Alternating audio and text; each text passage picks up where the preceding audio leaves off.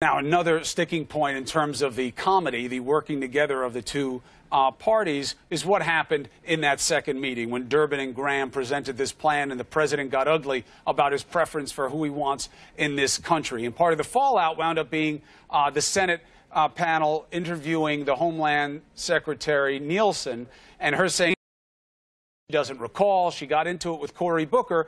You accused Booker of mansplaining to Nielsen, Secretary Nielsen, who's, of course, a woman. Why? Why did you call it that? Well, Chris, I just think it would have been covered differently if it were a Republican senator yelling or lecturing a woman coming before the Senate, not giving her a chance to explain herself, grandstanding. I know he's auditioning for 2020. I understand that. But he was disrespectful, and he did mansplain to her. And she's an intelligent woman. She's the Secretary of Homeland Security, and she deserved an opportunity to answer. Well, she was there for a long time. She was answering. She just kept saying the same things. Here was Booker's response. I want to get your response to his response.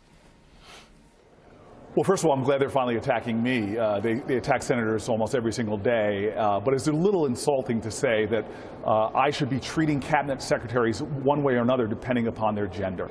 I'm standing here as a United States senator in my official capacity challenging a cabinet secretary who's lying before the Senate on an issue that affects my state as well as this nation, as well as us internationally, something as serious as her lying about overt bigotry coming out of the White House. So, Rana, let's put the potential mendacity to the side, because you and I aren't going to figure out who's lying and who's not today. But in this age of recognizing women as equal once and for all on all levels, why would he have to treat Nielsen differently? She's so strong. She's so competent. She's so empowered. Why would he have to talk to her differently than he would to a man?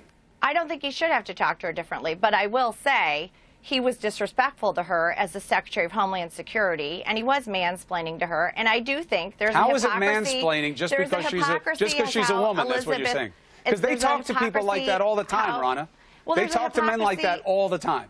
As to how Elizabeth Warren is treated versus how Secretary Nielsen is treated. The president calls her Pocahontas. Yeah, but when Democrats interrupt Elizabeth Warren, the media goes crazy. And when it just happened to Secretary Nielsen, they didn't go crazy. It happened. It's almost impossible to interrupt Elizabeth Warren. Well, that's a fact. That's true. But who says that when Warren gets interrupted, people go crazy in the media? Even the Pocahontas thing gets laughs these days, and that's about as offensive as you see in political mainstream dialogue. The president gets away with that on the regular. Here's the deal. Cory Booker was grandstanding. He was lecturing her. He didn't give her a chance to respond. It was disrespectful, and he's auditioning for 2020. Oprah just got the headlines, and now he wanted to make the headlines, so he got him in a way where he didn't listen to the person testifying in front of him in the Senate. All right, I just don't think that's respectful. I'm not quibbling with your points. There's always politics being played. There's no question. But it's just interesting.